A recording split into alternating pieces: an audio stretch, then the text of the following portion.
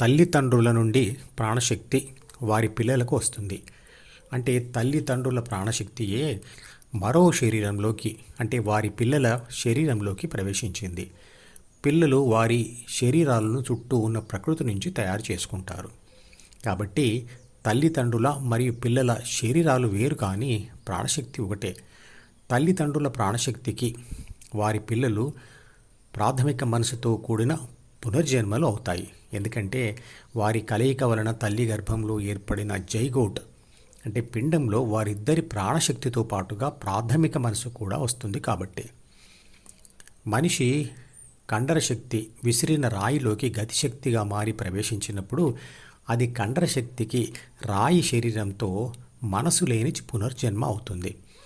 ఎందుకంటే శక్తితో పాటుగా ప్రాథమిక మనసు రాయిలోకి ప్రవేశించడం లేదు కాబట్టి. అందుకే రాయికి శరీర రక్షణ, పోషణ, పునరుత్పత్తి బాధ్యతలు లేవు, 6 గుణాలు లేవు, మరియు అనుభవాలతో ఏర్పడే ద్వితీయ మనసు లేదు, కోరికలు లేవు, ఉద్వేగాలు లేవు. అందుకే రాయి నిర్లిప్తంగా వెళ్తూ ఉంటుంది. రోబో అంటే ఏమిటో మీ అందరికీ తెలిసిందే. అందులో కూడా లక్షణాలతో తేడా లేకున్నా పరిమాణంలో మాత్రం తేడా ఉండే 2 విద్యుత్ శక్తులు ఉంటాయి. ఒక శక్తి అంతర్గత పనులు చేయడానికి మరియు రెండవది బయట ప్రపంచంలో పనులు చేయడానికి. మొదటి దానిని ప్రాణశక్తి అనుకుంటే రెండవది ఆత్మశక్తి అవుతుంది. ఈ 2 శక్తులు కూడా ఒకే శక్తి.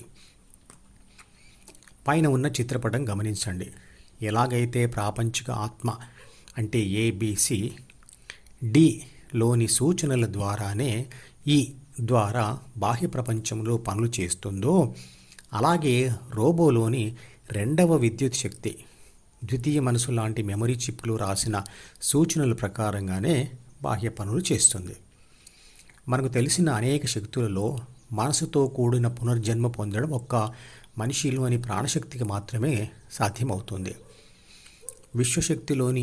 విశ్వంలోని ఏ శక్తి అయినా తాను చేస్తున్న పనుల ద్వారా చేయబడుతున్నటువంటి వస్తువులలోకి ప్రవేశిస్తుంది. ఉదాహరణకు విద్యుత్ శక్తి బల్బులో ప్రవేశించడం వల్ల అది వెలుగుతుంది. అలాగే విసిరిన రాయిలోకి కండర శక్తి ప్రవేశించడం వల్ల అది కదులుతుంది. ఉష్ణశక్తి ప్రవేశించిన ఒక గిన్నె వేడెక్కుతుంది. ఇవన్నీ శక్తికి మనసు లేని పునర్జన్మలే. శరీరంలో కోటానుకోట్ల జీవకణాలు ఉన్నాయి. అందులో మెదడులో ఉండే న్యూరాన్లు అనబడే కణాలే 8600 కోట్లు. ప్రతి జీవకణంలో ప్రాణశక్తి ఉంది, మరియు ప్రాథమిక మనసు ఉంది, మరియు ఏదో ఒక పదార్థం కూడా ఉంది. ప్రాణశక్తి అంటే ఏటీపీ అంటే అడినోసైన్ ట్రైఫాస్ఫేట్ అనే పదార్థంలో దాగి ఉన్న రసాయన శక్తి. ప్రాథమిక మనసును జీన్స్తో కూడిన పుస్తకం లేదా ఎలక్ట్రానిక్ సర్క్యూట్ లాంటిది అనుకోవచ్చు.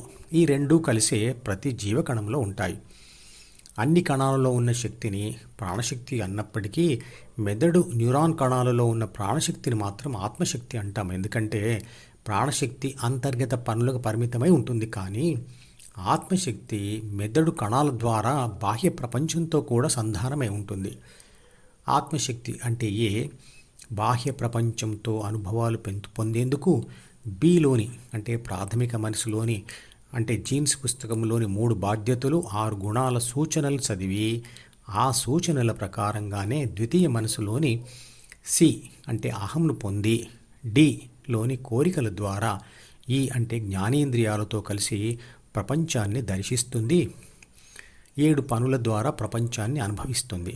ఆ 7 పనుల గురించి ఇదివరకే అనేక వీడియోలలో వివరించాను. తాను చేస్తున్న 7 పనులతో శక్తిని కోల్పోయిన ఆత్మశక్తి గాఢ నిద్రలో ప్రాథమిక మనసులోని 3 బాధ్యతలు, 6 గుణాలను చదవడం మానేస్తుంది. ఆ సమయంలో తిన్న ఆహార పదార్థం నుంచి ఏటీపీ అంటే అడినోసైన్ ట్రైఫాస్ఫేట్ అనే పదార్థం మెదడు కణాలతో పాటుగా అన్ని శరీర కణాలకు సరఫరా అవుతుంది. అదే ప్రాణశక్తిని అందిస్తుంది.